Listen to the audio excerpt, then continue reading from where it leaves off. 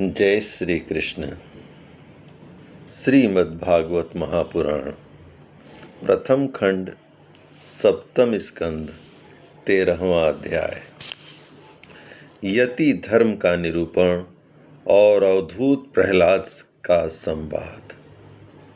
नारद जी कहते हैं, धर्मराज, यदि वानप्रस्थी में ब्रह्म विचार का सामर्थ्य हो तो शरीर के अतिरिक्त और सब कुछ छोड़कर वह संन्यास ले ले तथा किसी भी व्यक्ति, वस्तु, स्थान और समय की अपेक्षा न रखकर एक गांव में एक ही रात ठहरने का नियम लेकर पृथ्वी पर विचरण करे।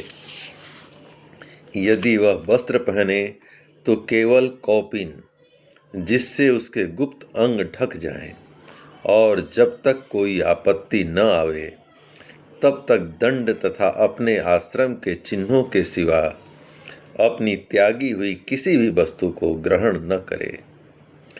सन्यासी को चाहिए कि वह समस्त प्राणियों का हितैषी हो, शांत रहे, भगवत परायण रहे और किसी का आश्रय न लेकर अपने आप में ही रमे एवं अकेला ही विचरे। इस संपूर्ण विश्व को कार्य और कारण से अतीत परमात्मा में अध्यस्त जाने और कार्य कारण स्वरूप इस जगत में ब्रह्म स्वरूप अपने आत्मा को परिपूर्ण देखे। आत्मदर्शी सन्यासी सुषुप्ति और जागरण की संधि में अपने स्वरूप का अनुभव करे और बंधन तथा मोक्ष दोनों ही केवल माया है, वस्तुतः कुछ नहीं, ऐसा समझे। न तो शरीर की अवश्य होने वाली मृत्यु का अभिनंदन करे और न अनिश्चित जीवन का। केवल समस्त प्राणियों की उत्पत्ति और नाश के कारण काल की प्रतीक्षा करता रहे। असत्य अनात्म वस्तु का प्रतिपादन करने वाले शास्त्रों से प्रीत न करे। अपने जीवन निर्वाह के लिए कोई जीविका न करे, केवल वाद विवाद के लिए कोई तर्क न करे और संसार में किसी का पक्ष न ले। शिष्य मंडली न जुटावे, बहुत से ग्रंथों का अभ्यास न करे, व्याख्यान न दे और बड़े बड़े कामों का आरंभ न करे। शांत, समदर्शी एवं महात्मा सन्यासी के लिए किसी आश्रम का बंधन धर्म का कारण नहीं है। वह अपने आश्रम के चिन्हों को धारण करे, चाहे छोड़ दे। उसके पास कोई आश्रम का चिन्ह न हो, परंतु वह आत्म अनुसंधान में मग्न हो तो अत्यंत विचारशील, परंतु जान पड़े पागल और बालक की तरह। वह अत्यंत प्रतिभाशील होने पर भी साधारण मनुष्यों की दृष्टि से ऐसा जान पड़े मानो कोई गूंगा है। युधिष्ठिर, इस विषय में महात्मा लोग एक प्राचीन इतिहास का वर्णन करते हैं। वह है दत्तात्रेय मुनि और भक्तराज प्रहलाद का संवाद। एक बार भगवान के परम प्रेमी प्रहलाद जी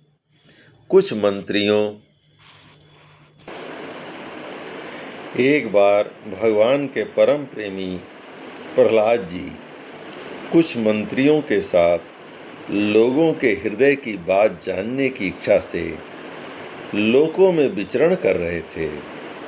उन्होंने देखा कि सह पर्वत की तलहटी में कावेरी नदी के तट पर पृथ्वी पर ही एक मुनि पड़े हुए हैं।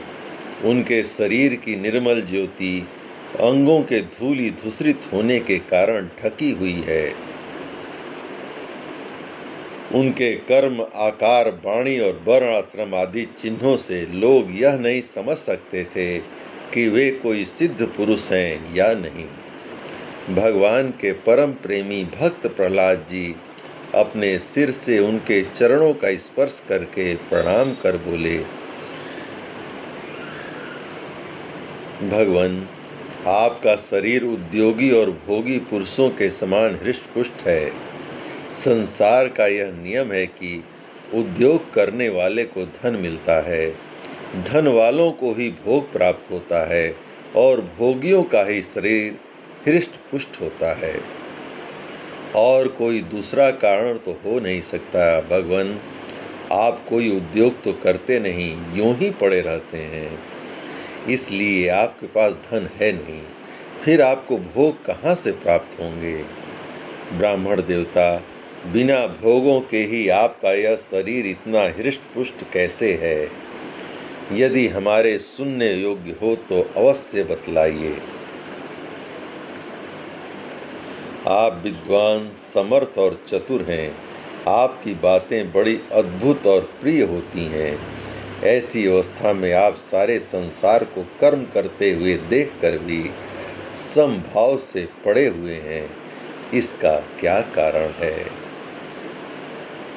नारद जी कहते हैं, धर्मराज, जब प्रहलाद जी ने महामुनि दत्तात्रेय से इस प्रकार प्रश्न किया, तब वे उनकी अमृतमयी वाणी के वशीभूत हो मुस्कुराते हुए बोले, दैत्यराज, सभी श्रेष्ठ पुरुष तुम्हारा सम्मान करते हैं। मनुष्यों को कर्मों की प्रवृत्ति और उनकी निवृत्ति का क्या फल मिलता है, यह बात तुम अपनी ज्ञान दृष्टि से जानते ही हो। तुम्हारी अनन्य भक्ति के कारण देवाधिदेव भगवान नारायण सदा तुम्हारे हृदय में विराजमान रहते हैं, और जैसे सूर्य अंधकार को नष्ट कर देता है, वैसे ही वे तुम्हारे अज्ञान को नष्ट करते रहते हैं। तो भी प्रहलाद, मैंने जैसा कुछ जाना है उसके अनुसार मैं तुम्हारे प्रश्नों का उत्तर देता हूँ, क्योंकि आत्मशुद्धि के अभिलाषियों को तुम्हारा सम्मान अवश्य करना चाहिए। प्रहलाद जी, तृष्णा एक ऐसी वस्तु है जो इच्छानुसार भोगों के प्राप्त होने पर भी पूरी नहीं होती। उसी के कारण जन्म मृत्यु के चक्कर में भटकना पड़ता है। तृष्णा ने मुझसे न जाने कितने कर्म करवाए और उनके कारण न जाने कितनी योनियों में मुझे डाला। कर्मों के कारण अनेक योनियों में भटकते भटकते दैववश मुझे यह मनुष्य योनि मिली है, जो स्वर्ग, मोक्ष, तिरिग योनि तथा इस मानव देह की भी प्राप्ति का द्वार है। इसमें पुण्य करें तो स्वर्ग, पाप करें तो पशु पक्षी आदि की योनि निवृत्त हो जाए तो मोक्ष, और दोनों प्रकार के कर्म किए जाएं तो फिर मनुष्य योनि की ही प्राप्ति हो सकती है। परंतु मैं देखता हूँ कि संसार के स्त्री पुरुष कर्म तो करते हैं सुख की प्राप्ति और दुख की निवृत्ति के लिए, किंतु उसका फल उल्टा होता है। वे और भी दुख में पड़ जाते हैं। इसलिए मैं कर्मों से उपरत हो गया हूँ। सुख ही आत्मा का स्वरूप है। समस्त चेष्टाओं की निवृत्ति ही उसका शरीर, उसके प्रकाशित होने का स्थान है। इसलिए समस्त भोगों की मनोराज्य मात्र समझकर मैं अपने प्रारब्ध को भोगता हुआ पड़ा रहता हूँ। मनुष्य अपने सच्चे स्वार्थ अर्थात वास्तविक सुख को, जो अपना स्वरूप ही है, भूलकर इस मिथ्या द्वैत को सत्य मानता हुआ अत्यंत भयंकर और विचित्र जन्मों और मृत्युओं में भटकता रहता है। जैसे अज्ञानी मनुष्य जल में उत्पन्न तिनके और सेवार से ढके हुए जल को जल न समझकर जल के लिए मृग तृष्णा की ओर दौड़ता है, वैसे ही अपनी आत्मा से भिन्न वस्तु में सुख समझने वाला पुरुष आत्मा को छोड़कर विषयों की ओर दौड़ता है। प्रहलाद जी, शरीर आदि तो प्रारब्ध के अधीन है। उनके द्वारा जो अपने लिए सुख पाना और दुख मिटाना चाहता है, वह कभी अपने कार्य में सफल नहीं हो सकता। उसके बार बार किए हुए सारे कर्म व्यर्थ हो जाते हैं।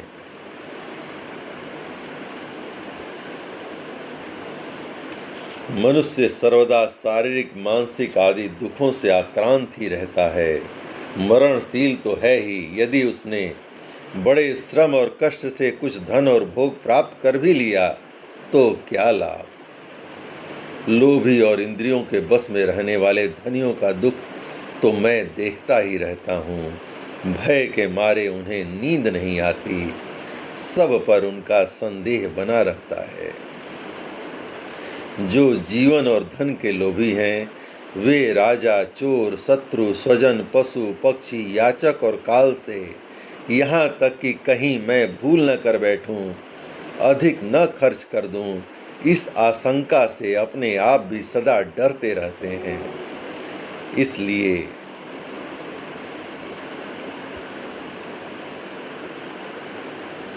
बुद्धिमान पुरुष को चाहिए कि जिसके कारण शोक, मोह, भय, क्रोध, राग, कायरता और श्रम आदि का शिकार होना पड़ता है, उस धन और जीवन की स्पृहा का त्याग कर दे।